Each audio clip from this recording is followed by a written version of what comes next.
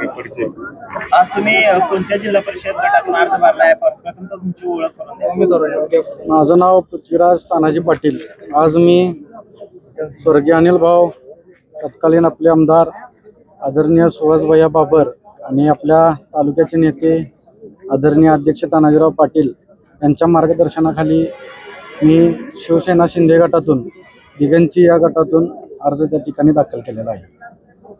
दिगंची गट हा आरक्षित आहे.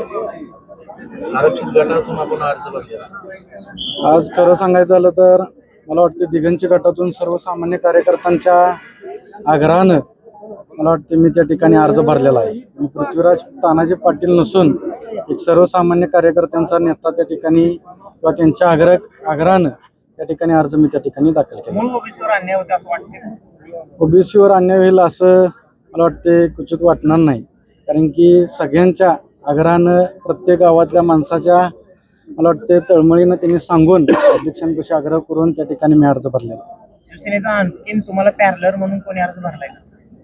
मला वाटते शिवसेनेतून तिघा चौघांनी त्या ठिकाणी अर्ज दाखल केलेला आहे. तुमची उमेदवारी फायनल आहे शिवसेनेची?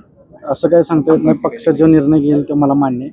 ज्येष्ठांचा निर्णय अंतिम आहे. किंवा चेहरा म्हणून तुम्ही लवकरच निवडणुकीच्या रिंगणात उतरलाय. विरोधकांकडून काही आरोप पण होते की वडिलांकडे सगळं दिलं असताना सुद्धा पोराला या निवडणुकीमध्ये उतरवलंय. एक घराणेशाही कुठेतरी चालवली असं वाटतं? घराणेशाहीने त्या ठिकाणी चालवले असं मला कदापित त्या ठिकाणी वाटत नाही. मागं आता नगरपंचायत निवडणूक बी त्या ठिकाणी झाली, पण मला वाटते कुणबी अर्ज आमच्याकडे असताना देखील आम्ही त्या ठिकाणी नगरपंचायत हद्दीत कधी त्या ठिकाणी दाखल केला नाही. त्याच्या मागं जिल्हा परिषद झाल्या त्या ठिकाणी बी आम्ही वाटते सगळ्यांना संधी देण्याचं काम त्या ठिकाणी केलेलं आहे. मार्केट कमिटी असो, अजून इतर कोणतीही इलेक्शन असो, आम्ही त्या ठिकाणी प्रत्येक समाजाला सर्वसामान्यांना न्याय देण्याचा प्रयत्न प्रामाणिक त्या ठिकाणी केलेला आहे. काल करगणी गटातून सुद्धा तुम्ही अर्ज भरलेला आहे. मग आज अचानक दिगंची गटातून अर्ज कसं काय?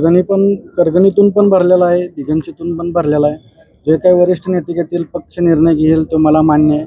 थांबायला लागलं थांबून जे पक्षासाठी चारही गटात मी पळायला त्या ठिकाणी तयार.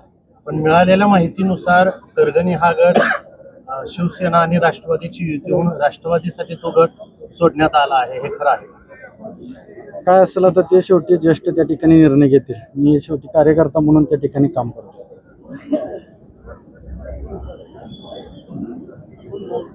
ओबीसीच्या मागणीनुसारच भरलाय. निवडणुकीचे उद्दिष्ट काय तुमचं? आज दिगंची गट जर बघायचा झाला तर मला वाटते तालुक्यात आटपाडीनंतर सगळ्यात मोठी ग्रामपंचायत त्या ठिकाणी दिगंची होती. दिगंजीची लोकसंख्या बी त्या ठिकाणी भरपूर आहे आणि आज ते गाव आज शहराच्या दिशेनं त्या ठिकाणी वळत आहे. तिथं विकास मोठ्या प्रमाणात झाला पाहिजे. शहरीकरणाकडे वळताना मला वाटते नवीन काही गोष्टी योजना त्या ठिकाणी राबवल्या पाहिजेत. रस्ते का वीज किंवा गटर हे मला वाटते कार्यकर्त्यांनी किंवा सर्वसामान्यांनी निवडून दिल्यानंतर नेत्याचं ही कर्तव्यच आहे. त्या गोष्टी केल्याच पाहिजे. त्या इतर सर्व काही गोष्टी सोडून वेगळं काय लोकांसाठी देता येईल, विकासासाठी वेगळं काय गावासाठी करता येईल याचा प्रामाणिक प्रयत्न मी त्या ठिकाणी करीन. आणि मी एक तरुण म्हणून त्या ठिकाणी उभा आहे. नक्कीच मी त्या ठिकाणी तरुणांचा विचार करून त्यांना रोजगार हाताला कसं लागतील याचा विचार मी 100% प्रामाणिकपणे त्या ठिकाणी करणार. गेली 10 वर्ष एक हाती सत्ता, गेली 10 वर्ष दिगंचीमध्ये एक हाती सत्ता तुमचीच आहे. तरी सुद्धा तुम्ही अजून विकास करण्याची गरज आहे असं का म्हणता? गेले 10 वर्ष जरी आमची सत्ता असली, एकदा मला वाटते सत्ता आली की माणूस पुढच्या वेळी मत करताना विचार करतं की गावात विकास काय झाला आहे, नेत्यांनी आपलं काम केले का, किंवा आपल्या अडीअडचणीला त्या ठिकाणी आले ते का, आपल्या सुखादुखात त्या ठिकाणी आले ते का, याचा विचार मला वाटते सर्वसामान्य जनता करते आणि पुढच्या इलेक्शनला त्या ठिकाणी मतदान करते. पण गेले 10 वर्ष आमच्या मागे सत्ता आहे.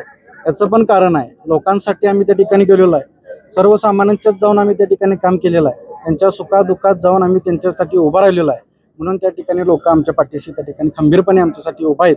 आणि आत्ताच्या येणाऱ्या झेडपी निवडणुकीत, जिल्हा परिषद निवडणुकीला देखील आणि पंचायत समितीला निवडणुकीला देखील 8 पंचायत समिती, 4 जिल्हा परिषद सगळ्या ठिकाणी लोक आमच्या मागे खंबीरपणे उभा राहणार आणि भरभरून साथ आम्हाला त्या ठिकाणी देणार. आणि 12च्या 12 आमचे पक्षाचे उमेदवार त्या ठिकाणी 100% निवडून येणार एवढी मला खणखणून त्या ठिकाणी इच्छा आहे. आवाज माणदेशाचा, माणदेशातील प्रत्येकाचा. माणदेश प्राईम. सबस्क्राईब करा आणि अपडेट रहा.